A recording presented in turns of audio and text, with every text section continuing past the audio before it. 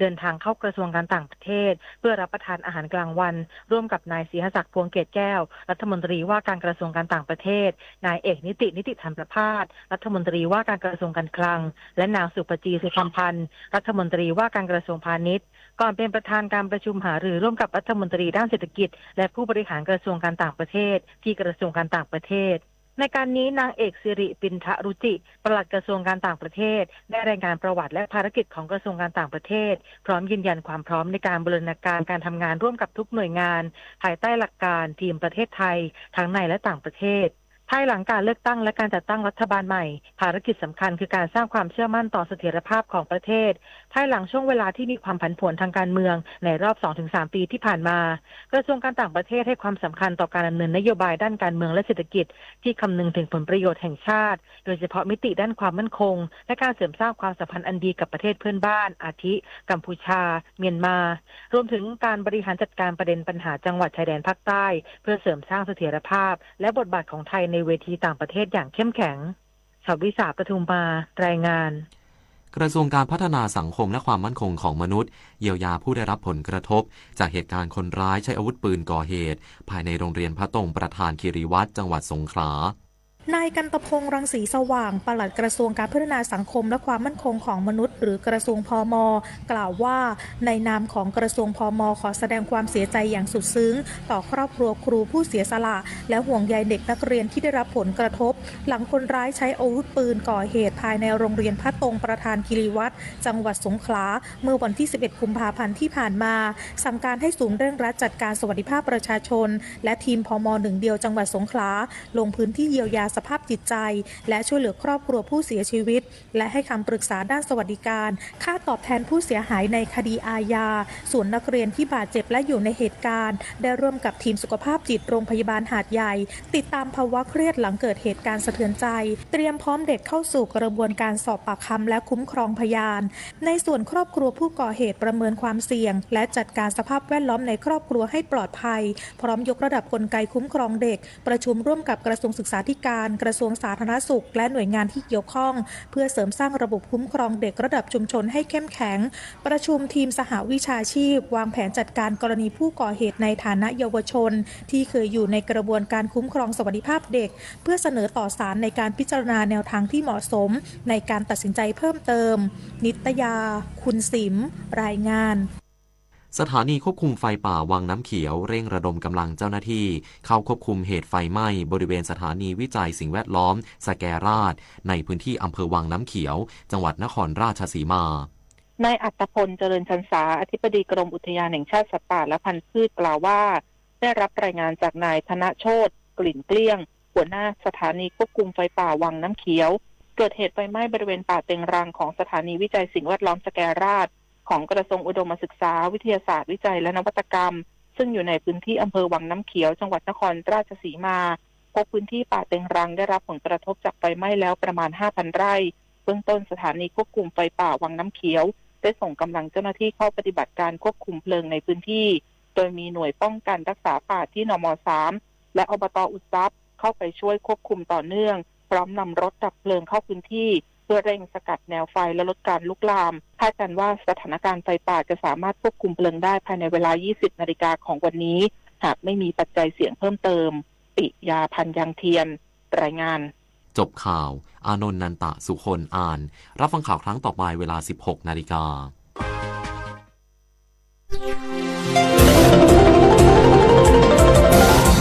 วิทยุแห่งประเทศไทยให้ความรู้คู่ความสุข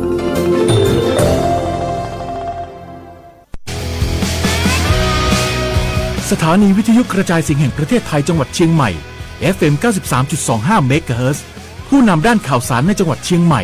โดยเน้นการมีส่วนร่วมของภาครัฐภาคเอกชนและเครือข่ายภาคประชาชนในพื้นที่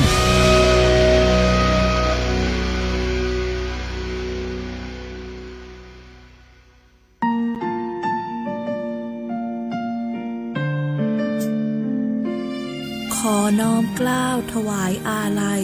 สมเด็จพระพันปีหลวงพระแม่แห่งแผ่นดินผู้ทรงเมตตาเหนือเกล้าขอพระองค์เสด็จสู่สวรรคาลัย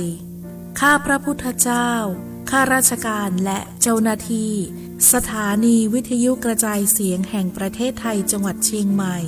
กรมประชาสัมพันธ์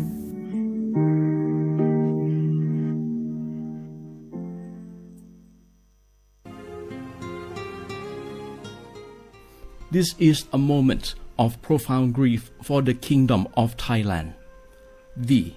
The collective voices of Radio Thailand Chiang Mai join the Thai nation in mourning the passing of our beloved Queen Martha, Her Majesty Queen Sirikit. Her life was a testament to the unwavering service, grace, and deep love for the Thai people. Our humble condolences and thoughts are with His Majesty the King, the royal family, and all the Thai people during this deeply sorrowful time. We will remember her forever. ช่วงนี้ได้ยินคนบ่นกันเยอะเลยนะเรื่องความไม่โปร่งใสเนี่ยใช่แต่รู้ไหมล่ะว่าจริงๆแล้วพวกเราช่วยกันได้นะทำยังไงหรอเดี๋ยวนี้มีช่องทางร้องเรียนที่เข้าถึงง่ายแจ้งเบาะแสได้สะดวกมากอย่างสายด่วนปปช1205อ๋อแบบนี้ทุกคนก็มีส่วนทำให้บ้านเราดีขึ้นได้จริงๆแน่นอนการต่อต้านทุจริตจะสำเร็จได้ก็เพราะคนอย่างเราร่วมมือกันสำนักงานประชาสัมพันธ์ที่ 3 กรมประชาสัมพันธ์จังหวัดเชียงใหม่ขอความร่วมมือทุกภาคส่วนงดการเผาเพื่อลดปัญหาหมอกควันและมลพิษทางอากาศจากการเผาป่าและการเผาเศษวัสดุทางการเกษตรตามประกาศมาตรการสำคัญเพื่อควบคุมการเผาในพื้นที่ต่างๆโดยไม่อนุญาตให้มีการเผาใดๆทั้งสิ้นเพื่อเป็นการลดมลภาวะจากฝุ่นละอองขนาดเล็กหรือ PM 2.5 ตั้งแต่วันที่ 1 มกราคมถึง 31 พฤษภาคม 2569 หากจำเป็นสามารถลงทะเบียนขออนุมัติผ่านระบบไฟล์ดีและเบิร์นเช็คได้ฝ่าฝืนต้องระวังโทษจำคุกและปรับหรือทั้งจำทั้งปรับจังหวัดเชียงใหม่ส่งเสริมการใช้เทคโนโลยีในการจัดการขยะและเศษวัสดุทางการเกษตรเพื่อลดการเผาในอนาคตและสร้างสภาพแวดล้อมที่ดีขึ้นในระยะยาวหากพบเห็นการเผาในพื้นที่ห้ามเผาหรือพบผู้กระทำความผิดสามารถแจ้งข้อมูลได้ที่053-112-808หรือ191ตลอด24ชั่วโมง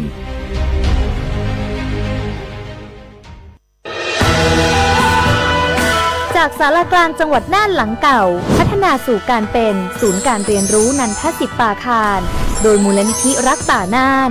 นับเป็นพระมหากรุณาธิคุณที่สมเด็จพระกนิษฐาธิราชเจ้ากรมสมเด็จพระเทพรัตนราชสุดาสยามบรมราชกุมารีได้พระราชทานนามนันทศิษย์ป่าคารอันหมายถึงอาคารแห่งความรู้ทุกแขนงของจังหวัดน่านภายในประกอบด้วยห้องนิทรรศการเฉลิมพระเกียรติรัชกาลที่ 9 แสดงพระราชประวัติและพระราชกรณียกิจของพระผู้ทรงเป็นพลังแห่งแผ่นดินและต้นแบบของความเพียรรถพระที่นั่งอนุสรณ์แห่งการเสด็จเยี่ยมราษฎรในถิ่นทุรกันดารทั่วทุกภูมิภาคของไทยพิพิธภัณฑ์ศาลากลางจังหวัดน่านความทรงจำของอาคารหลังเก่าและการอนุรักษ์สิ่งสำคัญของเมืองน่านเทคโนโลยีกับมนุษย์จุดประกายความคิดสร้างสรรค์สู่การสร้างนวัตกรรมในอนาคตน่านซิมูเลชันแนวทางจัดการขยะที่ยั่งยืนเพื่อตระหนักถึงผลกระทบต่อสังคมเศรษฐกิจและสิ่งแวดล้อมห้องสมบัติน่านย้อนรอยสู่อดีตและความรุ่งเรืองของนครน่านผ่านเงินตราเครื่องเงินและผ้าทองเปิดให้เข้าชมฟรีไม่มีค่าใช้จ่ายตั้งแต่เวลา 9 นาฬิกาถึง 17 นาฬิกาหยุดทุกวันจันทร์และวันนักขัตฤกษ์มาร่วมอนุรักษ์สืบสานสร้างสรรค์ศิลปะวัฒนธรรมและวิทยาศาสตร์ของเมืองน่านคุณค่าที่น่าภาคภูมิใจ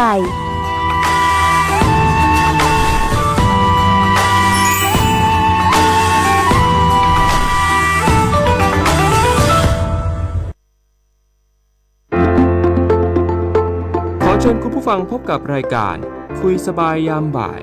รายการที่จะนำข่าวสารสาระความรู้พร้อมบทเพลงไพเราะสบายหูเพื่อกล่อมให้คุณสบายใจที่คลื่น FM 93.25 เมกะเฮิรตซ์ช่วงเวลา 15:10 น.ถึง 16:00 น.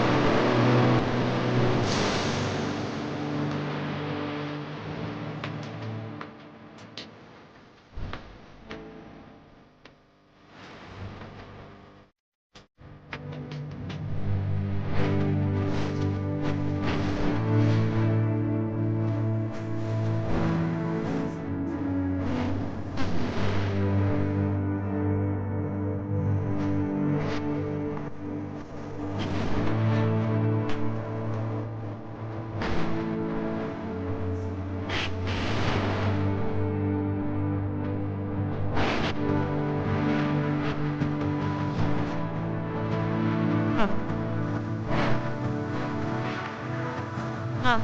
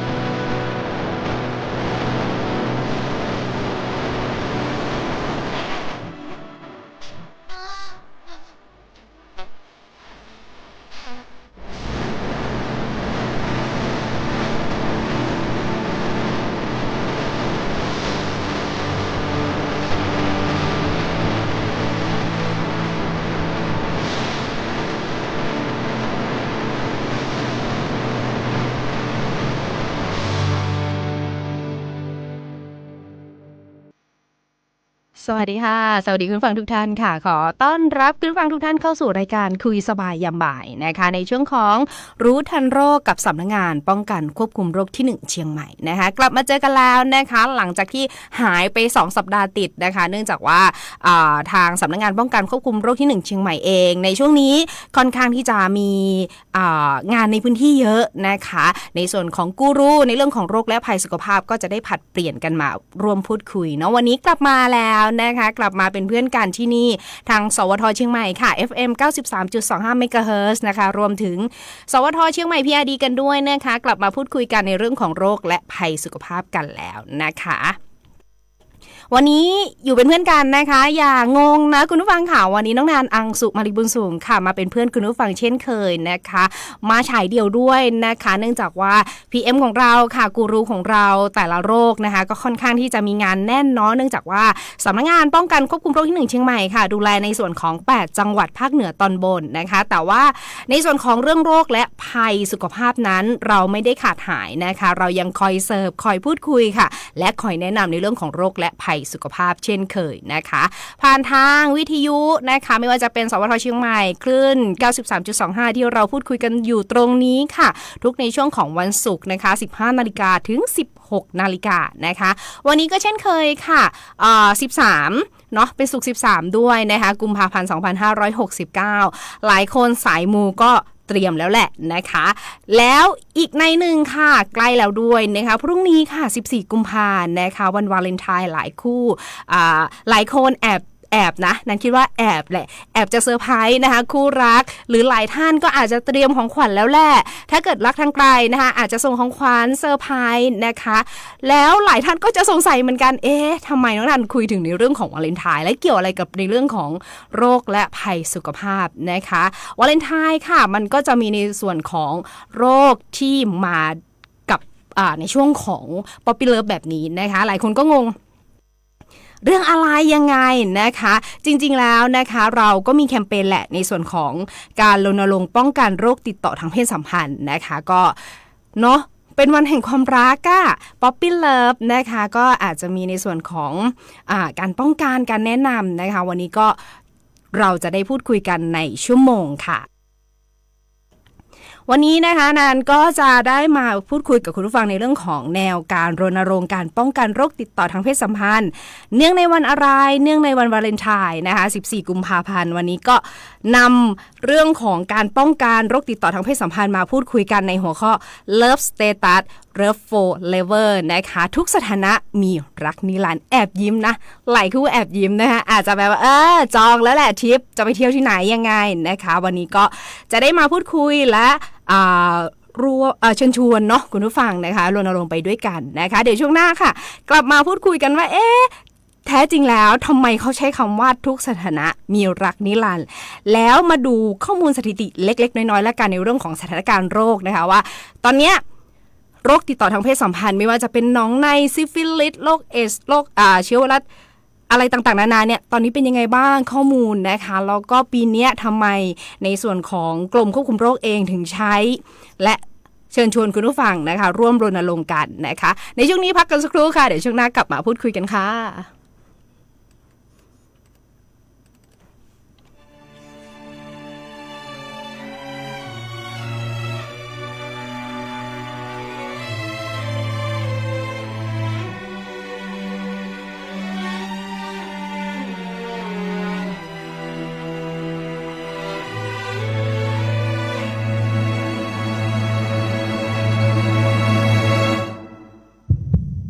บางทีเธอจะยอมใจเย็นๆและฟังฉันสักหน่อย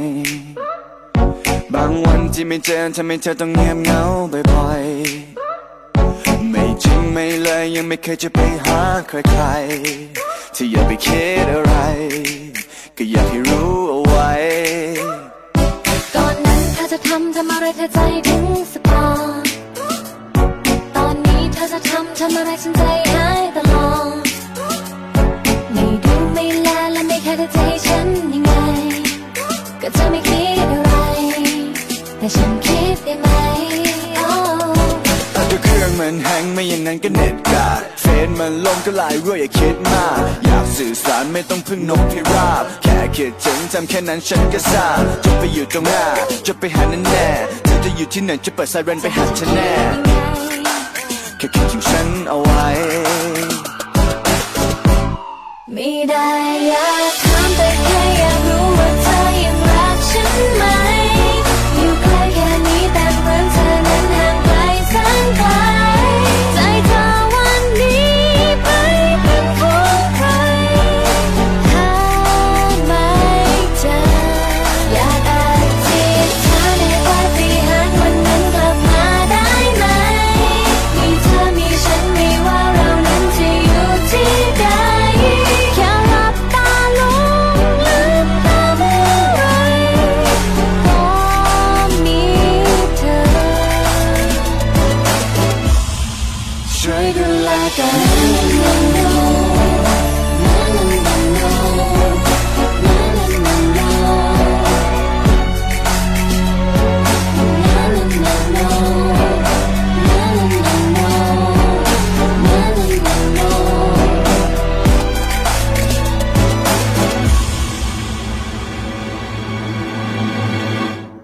ก็เธอยังเป็นเธอคนเดิมๆที่ชอบคิดไปเอ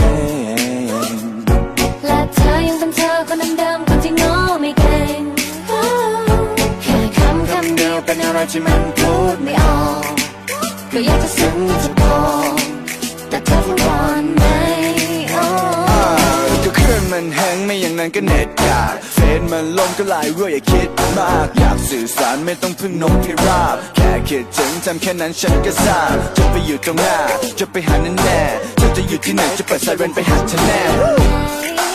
แค่คิดถึงฉันเอาไว้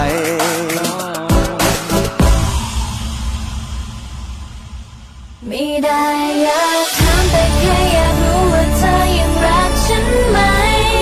อยู่ใกล้แค่นี้แต่เหมือนเธอนั้นห่างไกลแสนไกลใจเธอวันนี้ไปเป็นของใครหาไม่เจออยากอธิษฐานให้ปาฏิหาริย์วันนั้นกลับมาได้ไหมมี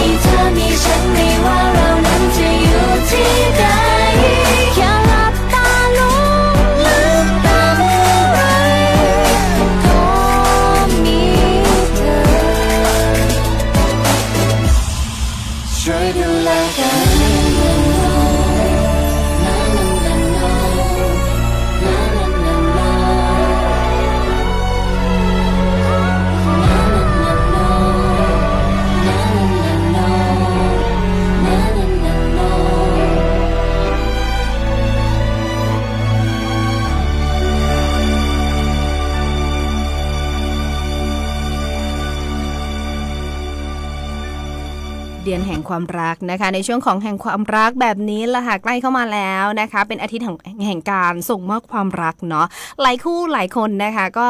อาจจะมีแพลนไปเที่ยวด้วยกันนะคะแล้วในช่วงเนี้ยในจังหวัดเชียงใหม่ของเราเองก็มีกิจกรรมนะคะมี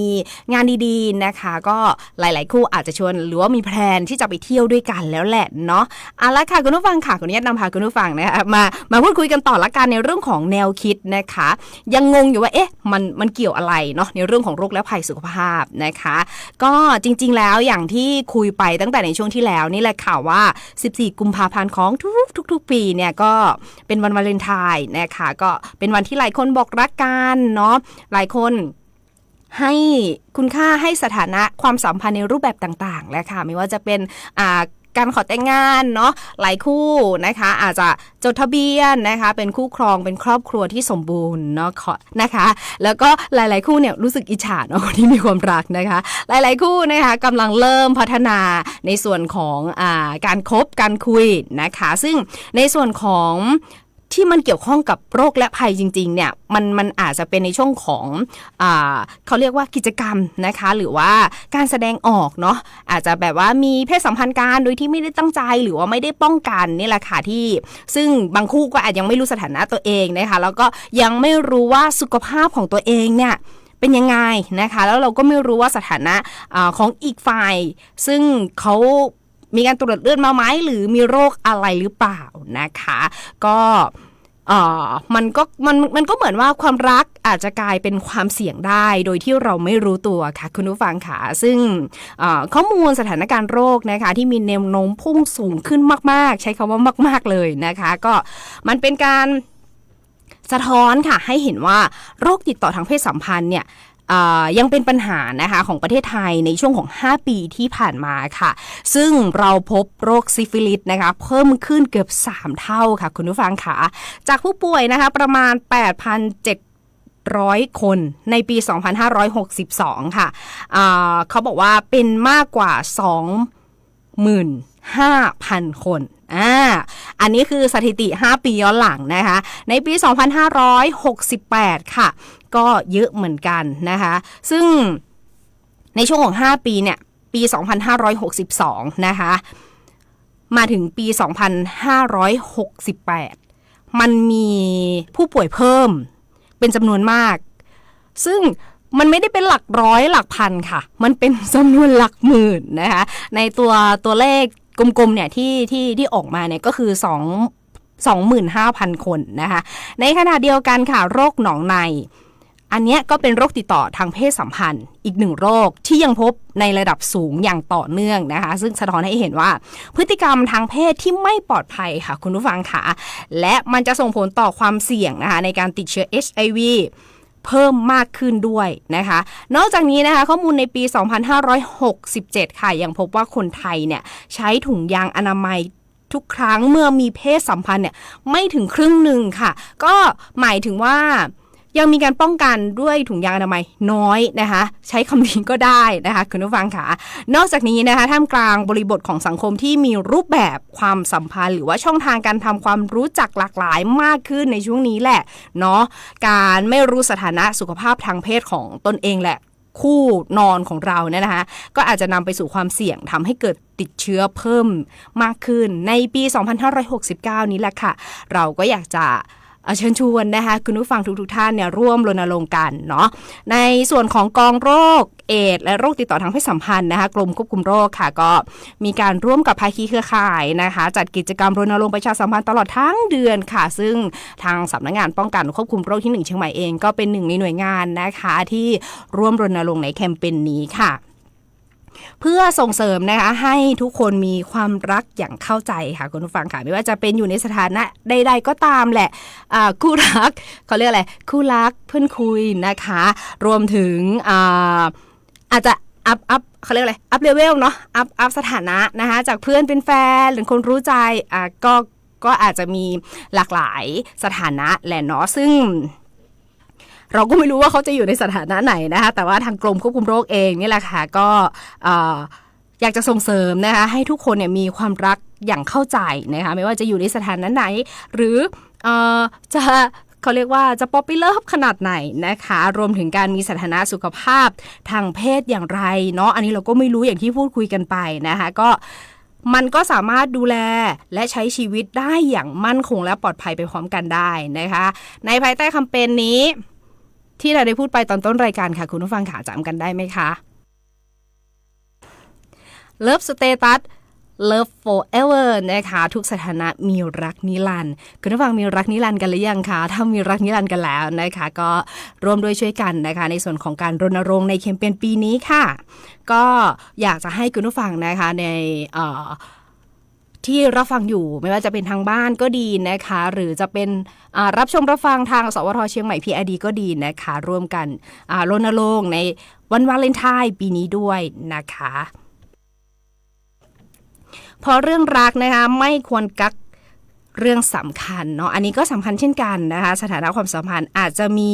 ได้หลากหลายรูปแบบค่ะคุณผู้ฟังค่ะแต่เรื่องสุขภาพทางเพศเนี่ยควรจะชัดเจนนะนั่นย้ำนะคะว่าทำไมเราถึงต้องมารณรงค์กันทุกๆปีเนาะเพราะว่าโรคติดต่อทางเพศสัมพันธ์ค่ะค่อนข้างที่จะเยอะแล้วก็จะมีสถิติของทุกปีแล้วทางกรมเองนะคะเขาก็จะมีในส่วนของเปรียบสถิติมันค่อนข้างที่จะก้าวกระโดดและสูงมากเนาะซึ่งโรคติดต่อทางเพศสัมพันธ์เนี่ยกูรูของเรานะคะพี่แอนก็เคยคุยไว้ในรายการหลายๆครั้งมากในเรื่องของการป้องกันในเรื่องของการดูแลนะคะซึ่งปีเนี้ยก็เป็นแคมเปญขึ้นมาเราก็จะได้ร่วมกันขับเคลื่อนนะคะในส่วนของกิจกรรมนะคะหรือว่าการป้องกันเนาะเชิญชวนให้น้องๆหนูๆนะคะคุณผู้ฟังเองที่กำลังพบรักหรือว่าคิดว่าจะอาจจะพังเผลอมีเพศสัมพันธ์อันเนี้ยต้องบอกเลยว่าอยากจะให้พกถุงยางนะคะการที่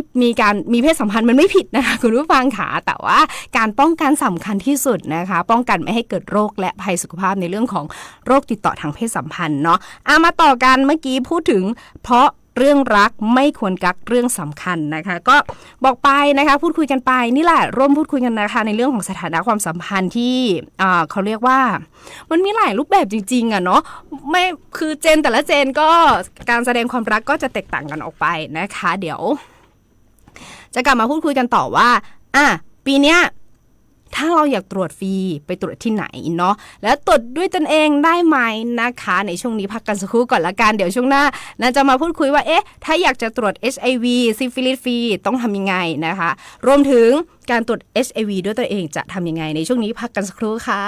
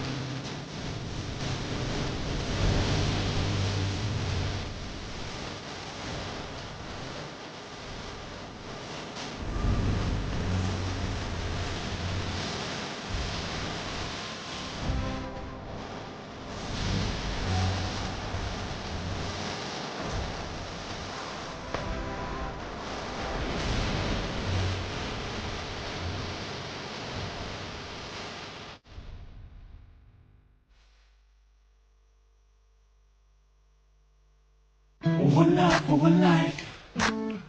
One love for one life. One love for one life. You're the love for my life. One love for one life. One love for one life. One love for one life. You're the love for my life. รู้ไหมว่าเวลาที่ฉันมีเธออยู่มันทำให้ฉันรู้สึกดีเท่าไรรู้ไหมว่าเวลาที่ฉันมีเธอใกล้ไม่มีอะไรจะดีไปกว่านั้นฉันรักเธอที่สุดรักเธอไม่มีวันหยุดก็เธอนั้นทำให้ใจฉันสุดอยู่ทุกวันไม่ว่าเวลาไหนเธอมาใกล้ๆกันอยากหยุดเวลาไว้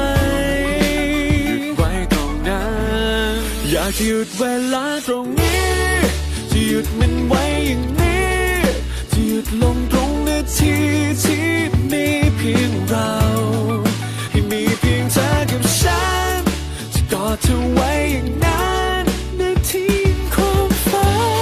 นในรักกันตลอดไป One life One love for one life One love for one lifeรู้ไหมว่าเวลาที่เธอนั้นไม่อยู่ฉันก็รู้สึกไม่ค่อยดีเท่าไรเหมือนว่าเคยมีคนที่เขาคอยเคียงใกล้อยู่ๆก็เกิดไม่มีคนคนนั้นฉันรักเธอที่สุดรักเธอไม่มีวันหยุดไม่ว่าจะทำเช่นไรฉันคงมีสุขเท่าที่เธออยู่ข้างกันไม่ว่าเวลาไหนเธอมาใกล้ๆกันอยากหยุดเวลาไว้อยากจะหยุดเวลาตรงนี้จะหยุดมันไว้อย่างนี้จะหยุดลงตรงนาทีที่มีเพียงเราให้มีเพียงเธอกับฉันจะกอดเธอไว้อย่างนั้นนาทีของฝันในรักกันตลอดไปแค่มองตาก็พอจะรู้ใจมันต้องเป็นเธอคนเนี้ยและคงไม่ใช่ใครBut I'm the one and only lady Can take my eyes off you ไม่เคยจะ lonely สาวๆสวยๆที่เข้ามาสักเท่าไรไม่เคยมีใครทำใจพี่เต้นรู้มันก็สบายใจกับน้องคนเนี้ยพี่ไม่ได้มาเล่นๆเจอกันทุกวันยังไม่เคยพอกังวลกลัวที่ต้องทนรอพี่ไม่ใช่วัวยังต้องมอที่นี่พี่ขอบอลสักข้อหยุดลงตรงนาทีที่มีเพียงเราให้มีเพียงเธอกับฉันจะกอดเธอไว้อย่างนั้นนาทีความฝันในรักกันตลอดไปตลอดไป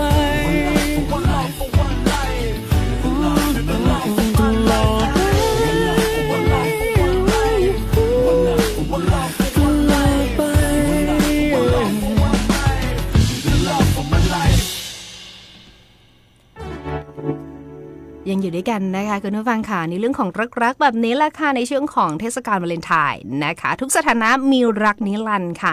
อยากรู้สุขภาพในส่วนของสุขภาพนะคะของตนเองและคู่รักนะคะสุขภาพในที่นี้นะคะคุณผู้ฟังค่ะนั่นก็คืออะไรสถานะความสัมพันธ์ค่ะไม่ว่าจะเป็นสุขภาพทางเพศนะคะก็ควรชัดเจนนะคะอย่างที่เขาบอกว่าเพราะเรื่องรักไม่ควรกักเรื่องสำคัญนะคะสถานะความสัมพันธ์ค่ะอาจมีได้หลากหลายรูปแบบเนาะเหมือนที่เราคุยไปตั้งแต่ต้นรายการนะคะจนถึงมาครึ่งรายการแล้วแหละก็ยังไม่พ้นเรื่องนี้นะคะในเรื่องของสุขภาพทางเพศว่าควรจะชัดเจนนะคุณฟังนะนอกจากนี้นะคะก็ควรจะรู้สถานะของตนเองแล้วนะคะก็อย่าลืมชวนคู่รักของคุณผู้ฟังเองนะคะหรือว่าน้องๆหนูๆนี่แหละที่กำลังมีความรักกันป๊อปปี้เลิฟกันในช่วงนี้นะคะตรวจหาการติดเชื้อ HIV และโรคติดต่อทางเพศสัมพันธ์กันด้วยนะคะยิ่งรู้สถานะเร็วค่ะเราก็จะรู้ว่าควรจะดูแลสุขภาพทางเพศได้เร็วและจะต้องทำอย่างไรต่อไปนะคะการตรวจ HIV หรือซิฟิลิสนะคะซึ่ง2โรคเนี้ยสามารถตรวจได้ฟรีนะปีละ2ครั้งนะคะคุณผู้ฟังค่ะอันนี้พี่แอนเคยคุยกับเราทุกๆครั้งที่มาร่วมดำเนินรายการมาร่วมพูดคุยในเรื่องของโรคติดต่อทางเพศสัมพันธ์เสมอมาวันนี้ถือโอกาสได้มาพูดคุยนะคะแล้วก็แนะนำอีกครั้งหนึ่งเนาะ ในเรื่องของการตรวจ HIV และซิฟิลิสฟรีนะคะคุณผู้ฟังค่ะปีหนึ่งเราจะตรวจได้2ครั้งนะคะที่ไหนล่ะยังไงจะตรวจที่ไหนยังไงนะคะก็ที่โรงพยาบาลภายใต้หลักประกันสังคมขออภัยค่ะหลักประกันแห่งชาติทั่วไปนะคะหรือว่าโรงพยาบาลใกล้บ้านเรานั่นแหละสิทธิ์เราอยู่ที่ไหนตรวจที่นั่นเลยนะปีละ2ครั้งนะคะในส่วนของการตรวจHIV ด้วยตนเองอันนี้หลายคนก็สอบถามเข้ามาเหมือนกันไม่ว่าจะเป็นในส่วนของเพจของสคลเองนะคะทางช่องทางต่างๆแหละมีคำถามที่พบบ่อยมากในเรื่องของการตรวจ HIV ด้วยตนเองว่าตรวจได้ไหมยังไงจะตรวจยังไงนะคะตรวจได้ค่ะตรวจฟรีด้วยและง่ายด้วยนะคะคุณผู้ฟังค่ะทำเองได้ที่บ้านค่ะโดยขอรับชุดตรวจหาเชื้อนะคะได้มันเป็นชุดตรวจหาเชื้อด้วยตนเองค่ะผ่านตรงไหนยังไงฟรีด้วยนะคะย้ำว่าฟรีด้วยค่ะคุณผู้ฟังค่ะผ่านแอปเป่าตังค่ะมีกันหรือยังไม่มีนะคะโหลดค่ะแนะนำให้โหลดนะคะแต่เชื่อได้ว่าหลายๆท่านมีแล้วแหละเนาะแอปเป่าตังนะคะมีทั้งซื้อสลากกินแบ่งรัฐบาลมีทั้งเยอะแยะแหละในแอปเนาะในช่วงของโครงการคนละครึ่งเราก็ใช้กันไปแบบสะบั้นเลยนะก็อย่าเพิ่งลบละกันนะคะแอปเป่าตังเนาะมีอะไรดีๆอีกมากมายค่ะที่อยู่ในแอปนี้ซึ่งในส่วนของสาธารณสุขเองในการดูแลสุขภาพเองก็มีนะคะในเรื่องของอย่างวันเนี้ยเราพูดคุยกันในเรื่องของการตรวจ HIV ด้วยตนเองเนาะรับฟรีค่ะผ่านแอปเป่าตังนะคะไปที่ไหนไปที่เมนูกระเป๋าสุขภาพค่ะตอนนี้สามารถเปิดพร้อมนานได้เลยนะคะสิทธิสุขภาพดีป้องกันโรคนะคะบริการชุดตรวจคัดกรอง HIV ด้วยตนเองกดจองสิทธิ์ค่ะคุณผู้ฟังค่ะใกล้แล้วนะพรุ่งนี้14นะคะวันนี้13รีบเลยค่ะก่อนที่แอปจะล่มนะคะกดจองสิทธิ์ค่ะแล้วไปรับชุดตรวจได้เลยนะคะอันนี้ฟรีนะคะเน้นย้ำว่าฟรีจริงๆนะคะคุณผู้ฟังค่ะในส่วนของการรักษาเร็วดูแลทันรักกันนิรันดร์นะวันนี้จะหวานอบอวลมากทั้งรายการนะคะถึงแม้ว่าจะมาคนเดียวก็ตามนะคะความรักเป็นสีชมพูตั้งแต่ต้นรายการนะคะคุณผู้ฟังค่ะก็รู้ผลนะคะไม่ใช่จุดจบค่ะแต่คือจุดเริ่มต้นของการดูแลที่ถูกทางรักษาฟรีนะคะอันนี้เขาบอกว่าถ้าเกิดว่าเริ่มรักษาไวเร็วสุขภาพไปต่อหมายถึงว่าถ้าเกิดว่าเราเสี่ยงแล้วทีเนี้ยเราไม่เคยดูแลสุขภาพเราเลยเราไม่เคยตรวจเลยพออยู่ๆเราไปตรวจเจอหลายท่านนะคะอาจจะช็อกเลยก็ได้อันเนี้ยเข้าใจสถานะนะคะแต่ว่าถ้าเกิดว่าเรารู้เร็วเรารับการรักษาซึ่งมันได้รับการรักษาฟรีด้วยนะคะคุณผู้ฟังค่ะสุขภาพของเราก็จะดีนะคะชีวิตของเราก็ดำเนินได้ปกติค่ะและไม่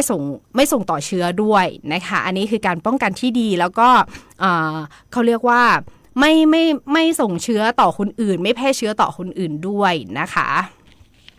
สำหรับการรักษา HIV ฟรีวันนี้มีแต่เรื่องฟรีๆค่ะที่มาพูดคุยกันในรายการนะคะการรักษา HIV ฟรีค่ะด้วยยาต้าน HIV แบบโรเม็ดอันเนี้ยก็จะต้องรู้ผลก่อนนะคะว่าวันที่รู้ผลถ้าเกิดว่าเราเสี่ยงเนาะหรือว่าเราตรวจแล้วเรามีความเสี่ยงแล้วผลมันออกมาตายละเราจะทำยังไงยิ่งรู้เร็วยิ่งดีนะคะคุณผู้ฟังค่ะโรงพยาบาลตามสิทธิ์ของเราสามารถเข้ารับรักษาได้เลยนะโรงพยาบาลตามสิทธิ์ในการรักษานะคะก็คุณผู้ฟังที่เขาเรียกว่าอะไรอาจจะมีคนใกล้ชิดเนาะหรือว่าคนที่ดูแลอยู่นะคะคนที่รู้จักเขาอาจจะกลัวแหละแล้วมาปรึกษาเรื่องนี้สามารถแนะนำเขาได้นะคะว่าเราจะไปรักษาที่ไหนยังไงเนาะย้ำนะคะคุณผู้ฟังค่ะฟรีนะคะที่โรงพยาบาลตามสิทธิการรักษาเนาะกินยาให้สม่ำเสมอนะคะและอย่างต่อเนื่องค่ะเชื่อได้ว่าโรคเนี้ยถึงแม้ว่ามันไม่หายขาดแต่ว่าเราจะควบคุมไม่ให้แพร่เชื้อได้นะคะหรือว่าไปกระจายสู่คนอื่นได้เนาะและที่สำคัญค่ะช่วยลดปริมาณไวรัสในเลือดนะคะจนอยู่ในระดับตรวจไม่พบเชื้อแล้วอันนี้เป็นเรื่องที่น่ายินดีมากนะคะสุขภาพของเราก็จะดีขึ้นค่ะแล้วก็ลดโอกาสนะคะป่วยจากโรคแทรกซ้อนและไม่ส่งผลต่อเชื้อสู่คนรักหรือคู่รักของเราด้วยนะคะนี่แหละค่ะก็มันก็เป็นแคมเปญปีนี้ขึ้นมาเนาะก็มีรักดีชีวิตเซฟนะคะ ไปต่อได้ยาวๆเนาะคำขวัญก็ค่อนข้างที่จะน่ารักนะคะสถานะไหนก็มีรักดีชีวิตเซฟไปต่อได้ยาวๆนะคะก็สถานะการติดเชื้อนี่แหละค่ะก็ไม่ได้พูดถึงเรื่องอะไรเลยเนาะก็ไม่ได้กำหนดนะคะว่าคุณค่าของความรักเนี่ยไม่ว่าจะมีสถานะแบบไหนก็สามารถอยู่ด้วยกันได้อันนี้เรื่องจริงนะคะคุณผู้ฟังขามันไม่ได้เป็นเรื่องที่แบบว่าเราจะต้องแบบว่าดูแลหยีอย่างงี้ไม่ใช่นะคะคุณผู้ฟังขาเราดูแลสุขภาพของเราควบคุมได้นะคะในเรื่องของโรคติดต่อทางเพศสัมพันธ์เนาะบางคนก็บอกว่ามันเป็นเรื่องที่น่ากลัวบางคนก็ตีตราเลยนะคะซึ่งมันนั้นมองว่ามันน่าจะช่วยกันแหละเนาะช่วยกันเป็นกำลังใจนะคะช่วยกันในการดูแลนะคะเพื่อให้สุขภาพเนี่ยดีขึ้นเนาะก็อย่างที่บอกไปอะค่ะไม่ว่าจะมีสถานะแบบไหนก็สามารถอยู่ด้วยกันได้นะคะรักกันดูแลกันได้ค่ะและใช้ชีวิตไปด้วยกันได้นะคะถ้าเกิดว่ารู้ทันป้องกันได้รักษาเร็วและดูแลต่อเนื่องอันเนี้ยความรักอะไปต่อได้แบบไม่สะดุดเลยแหละนะคะก็อย่างที่บอกกันเนาะว่าความรักอ่ะมันรักแล้วมันก็ต้องดูแลนะคะเดี๋ยวช่วงหน้าค่ะก็จะมาพูดคุยกันต่อแหละว่าในส่วนของการป้องกันเองถุงยางอนามัยมีฟรีไหมรับได้ที่ไหนนะคะช่วงนี้พักกันสักครู่ค่ะเดี๋ยวช่วงหน้ากลับมาพูดคุยกันต่อค่ะ One love for one life. One love for one life. One love for one life.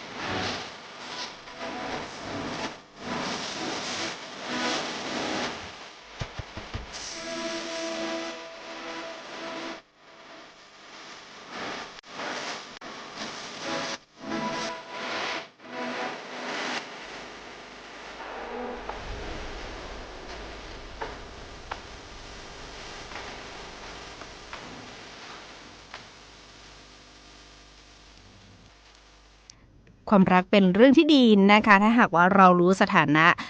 ความรักของเราเนาะรู้สถานะสุขภาพของเรานะคะในส่วนของการป้องกันโรคติดต่อทางเพศสัมพันธ์นั้นไม่ยากค่ะคุณผู้ฟังค่ะอยู่เป็นเพื่อนกันที่นี่นะคะสวทเชียงใหม่ FM 93.25 เมกะเฮิรตซ์ค่ะในช่วงนี้นะคะยังพูดคุยกันนะในเรื่องของ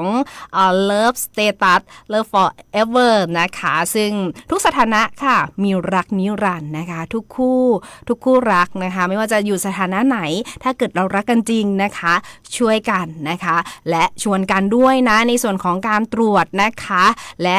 การป้องกันในเรื่องของโรคติดต่อทางเพศสัมพันธ์ค่ะในช่วงนี้นะคะยังพูดคุยกันต่อเนาะในเรื่องของรู้ทันป้องกันรัก forever นะคะซึ่งไม่พ้นค่ะในเรื่องของถุงยางอนามัยนะคะอันนี้เป็นไอเทมหลักและไอเทมจำเป็นด้วยของคนมีความรักนะจ๊ะพกไว้ใช้ให้ถูกและใช้ทุกครั้งนะคะไม่ว่าจะกับใครช่องทางไหน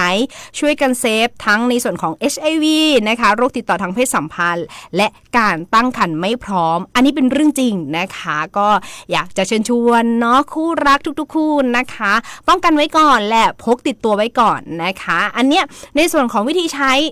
เราสามารถเสิร์ชหานะคะหรือว่า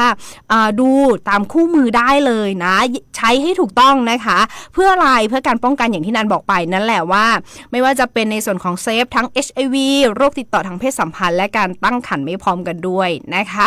แล้วมีคำถามหลายๆคำถามค่ะคุณผู้ฟังข่าวว่าถุงยางอนามัยรับฟรีไหมฟรีนะคะไปรับที่ไหนล่ะทีเนี้ยก็ไปรับที่หน่วยบริการสุขภาพของรัฐนะคะแล้วก็ภาคประชาสังคมทั่วประเทศเลยค่ะหรือว่าโรงพยาบาลใกล้บ้านนะคะหลายคนบอกว่าไม่เข้าใจหน่วยบริการสุขภาพคืออะไรนะคะไม่ว่าจะเป็น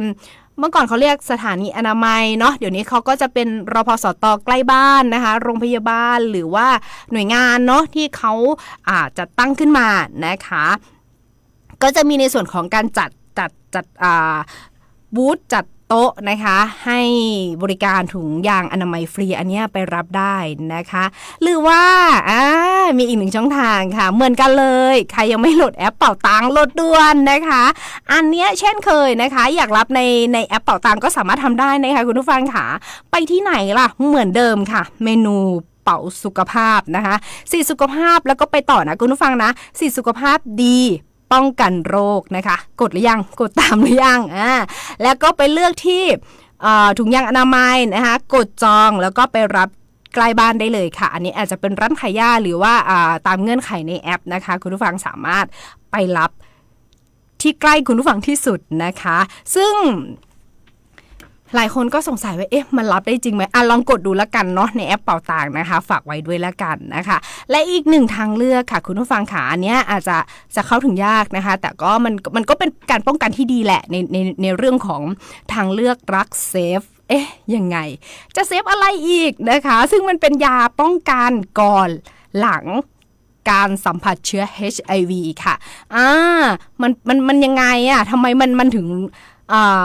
ใช้คำว่าทางเลือกเซฟนะคะซึ่งอย่างที่บอกไปค่ะมันก็เป็นยาป้องกันก่อนหลังการสัมผัสเชื้อ HIV นะคะซึ่งมันก็มี2ตัวค่ะคุณฟังขาเพป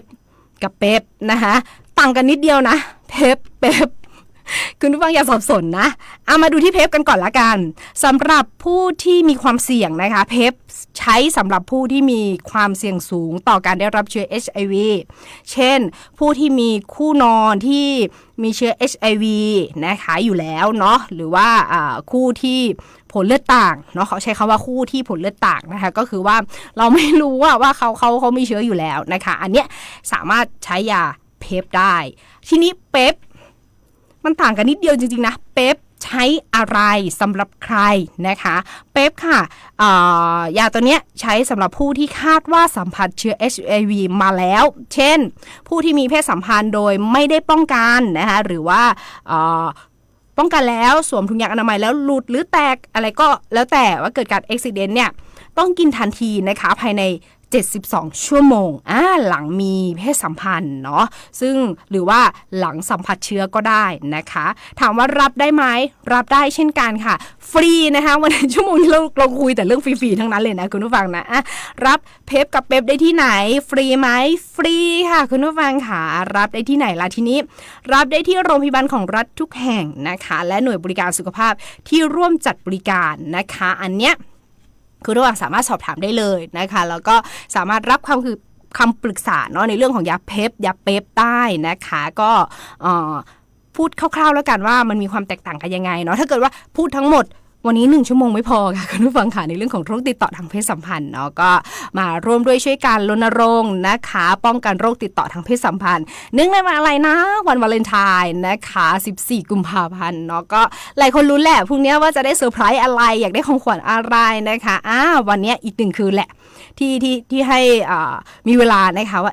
จะได้รับอะไรไหมหรือว่าจะได้เซอร์ไพรส์อะไรไหมนะคะแต่ว่าการป้องกันสุขภาพก็เป็นเรื่องที่สำคัญนะคะให้ห่างไกลโรคในเรื่องของโรคติดต่อทางเพศสัมพันธ์เนาะก็อย่างที่บอกไปนะคะวันนี้ทั้งรายการเนี่ยเราคุยกันในเรื่องของฟรีๆทั้งนั้นไม่ว่าจะเป็นในส่วนของการรับที่ตรวจเชื้อ HIV ด้วยตนเองผ่านแอปอะไรคะแอปเป่าตังถุงยางอนามัยฟรีไหมฟรีนะคะยาเพปรับได้ไหมฟรีเหมือนกันนะคะที่โรงพยาบาลของรัฐทุกแห่งใกล้บ้านด้วยนะคะดูเวลาแล้วหมดอีกแล้วเมาส์มอยกันได้แป๊บเดียวนะคะ1ชั่วโมงเนาะแป๊บๆก็ผ่านไปแล้วนะคะก็อยากจะเชิญชวนคุณผู้ฟังนะคะร่วมกันรณรงค์เนาะวันวาเลนไทน์นะคะของทุกๆปีแบบนี้แหละค่ะโอกาสดีก็ชวนทุกความสัมพันธ์เนาะไม่ว่าจะคบกันมานานหรือไม่นานนะคะหรือว่าเพิ่งเริ่มต้นเนี่ยก็รวมถึงสถานะที่ยังไม่ชัดเจนด้วยนะอยากจะให้หันมาค่ะมาใส่ใจดูแลกันให้มากขึ้นนะคะคุณผู้ฟังค่ะด้วยการอะไรนะรู้สถานะสุขภาพของตัวเองและคนที่คุณรักค่ะเพราะว่าความรักนะคะเป็นสิ่งที่สวยงามมากไม่ใช่แค่ความรู้สึกดีๆในวันนี้หรือวันข้างหน้านะคะแต่คือความห่วงใยค่ะที่มาพร้อมกับความรับผิดชอบด้วยนะคะรู้ทันป้องกันและกล้าดูแลกันนะคะอันนี้ก็เพื่ออะไรไม่ได้เพื่ออะไรเลยค่ะเพื่อความรักของทุกคู่นั่นแหละเพื่อที่จะให้เดินต่อไปอย่างมั่นใจและยาวนานนะคะฝากไว้ด้วยและกันทิ้งท้ายแบบนี้ค่ะกับในเรื่องของแคมเปญรณรงค์นะคะทุกสถานะมีรักนิรันดร์นะคะวันนี้เวลาหมดลงแล้วค่ะเจอกับนันได้ใหม่ทุกวันศุกร์ในช่วงเวลา 15 นาฬิกาถึง 16 นาฬิกานะคะวันนี้ลาไปก่อนเลยละกันดูเวลาแล้วจะไม่ทันแล้วเกลียดลาไปก่อนเลยละกันนะคะขอบคุณและสวัสดีค่ะ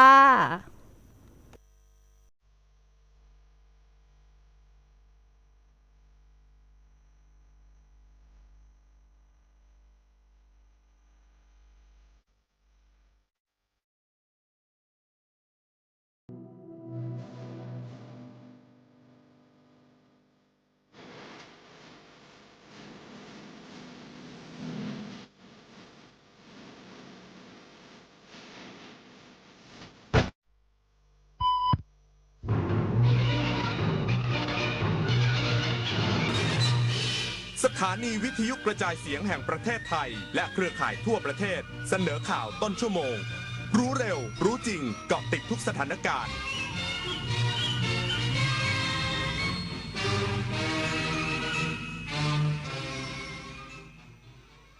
รับฟังข่าวต้นชั่วโมง 16 นาฬิกากับอานนท์ นันตาสุคนครับกกต.แถลงชี้แจงกรณีประกาศผลการเลือกตั้งล่าช้าเนื่องจากต้องตรวจสอบรายงานผลคะแนนของแต่ละหน่วยให้ถูกต้องก่อนอีกสักครู่กลับมาติดตามรายละเอียดครับถนนดนตรีไลฟ์เดือนกุมภาพันธ์และ10 ปีกุหลาบล้านนาสุนทรีเวชานนท์รวมร่อยเรียงทำนองเพื่อนบ้านล้านนาเสียงซึ้งสะล้อจากวงดนตรีไทยกรมประชาสัมพันธ์วันที่20